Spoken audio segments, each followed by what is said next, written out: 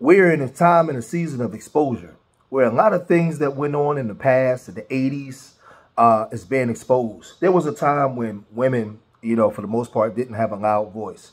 And they were being taken advantage of on a large scale. Also, young men was being taken advantage of. There was a lot of black men that was gatekeepers for the dominant society.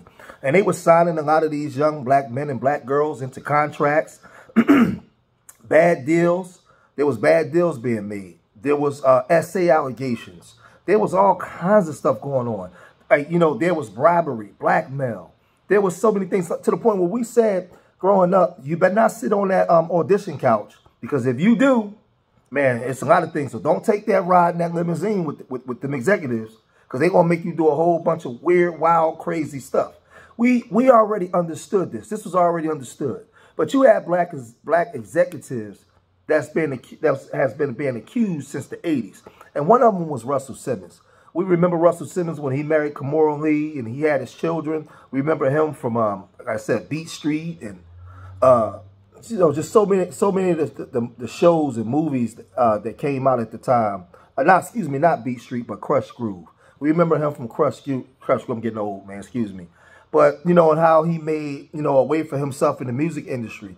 But we know that he's had allegations, right, where he sold everything, all his businesses, and he moved to Bali, a place that doesn't have extradition, because he saw the windows closing, you know, the windows closing, and the government was coming for a lot of these people. You know, we saw Harvey Weinstein go down. We saw Epstein and so many other people go down, and then we see them, they started to come for him. Now, we know he hasn't been charged with anything, but there's a reason why he sold all of his stuff and moved to Bali, right? Because he was a part of that regime that was oppressing our people. So now, Gene Deal spoke about this, and he said this. Dudes belong in jail based on what they do and how they do it. We know that to be true. And it's just this situation, man, when they get down to all the facts and all what happened, he may belong in jail, bruh. And that's not my doing. That's not Cassie doing. That's his doing and his learned behavior from the people that mentored him. You got to realize, man, he learned from Andre Harrell. He learned from Russell Simmons. He learned from Clyde Davis. You understand? When those people are telling you that they were heavy into the drugs, they was heavy into beating women and doing things at that age, at that crazy stage, that's going to make him think that he could get away with the same thing that they was getting away with back then. You understand? The things that he was saying, you know, the touchy-feely between two men and all that stuff like that, man. All that, he learned that from them dudes. When I told y'all the story, when me and my man went up to Russell Simmons and he had a house and he had a man in bikini drawers in his bedroom, in his bed. You understand? Bruh, this is that he learned. I'm assuming he learned it from them. Let me put that. And I'm not going to say allegedly because I saw that for my own self. My man was with me, Slick was with me, and we saw that for our own self. You understand what I'm saying? So these are behaviors and things that with drugs and all the stuff that's going on, pills, drinking, it can make this man into a monster, and that's what it did, bruh. It made him into a monster, bruh. What's happening to him now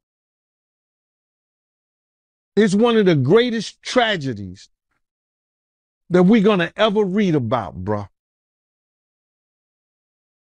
This is going to be one of the greatest tragedies that Shakespeare couldn't write in Richard. He couldn't write it in Macbeth. He couldn't write this shit in Romeo and Juliet. This is going to be one of the greatest tragedies of hip-hop, along with Pac's death, along with Big's death. And he brought it on himself. Now, with all that being said, y'all remember when Diddy first got in trouble and they came and got Diddy? Who was the first one that jumped out to make videos, to come out of obscurity, to make videos to protect Diddy? You know who? Russell Simmons. Remember this? And feel up. We have to look inside ourselves and try to look up and be excited about our brother's rise, not his fall. So when you tear someone down, or when you watch someone tear someone down, try not to get so excited. I know it's fun to watch to some people.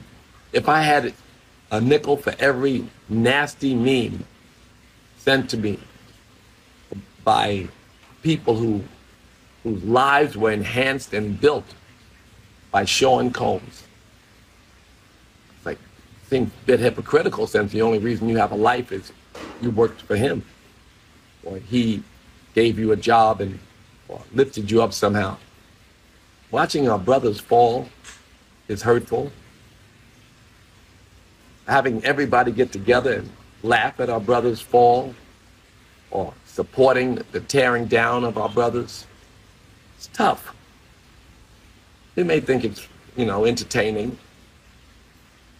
Some of the memes are funny, right? But we have to look up, train our mind to see the good in things and not the negative. It's a quick spark. It's a quick spark. Oh, that's interesting, and that's funny, and then our gut hurts. You ever be around someone who's gossiping and they say, guess what happened to so-and-so? The first thing you say is, what? And then they tell you the story and you guys think about it and maybe laugh about it. And then the next time they say, and guess what else happened? And you say, what? And then you're like, drained, you feel sad. And see, he was coming out, he wasn't trying to protect Puffy. He don't give a darn about Diddy. He was trying to protect himself and his image, because the swamp is being drained, and a lot of these guys are being called to the carpet for all of the things that they've done. Now, we know a lot of us can say, you know what, a lot of stuff was consensual. These women went up there, and they went up there knowing that stuff would happen in these parties, and I agree with that. There was a lot of wicked stuff that go on, but there was also a lot of evil stuff that was going on within these industries, and it's being exposed. I gave forewarning to you guys 5 years ago when I was talking about certain agendas that was coming into play. I told y'all. Now y'all see it coming into fruition.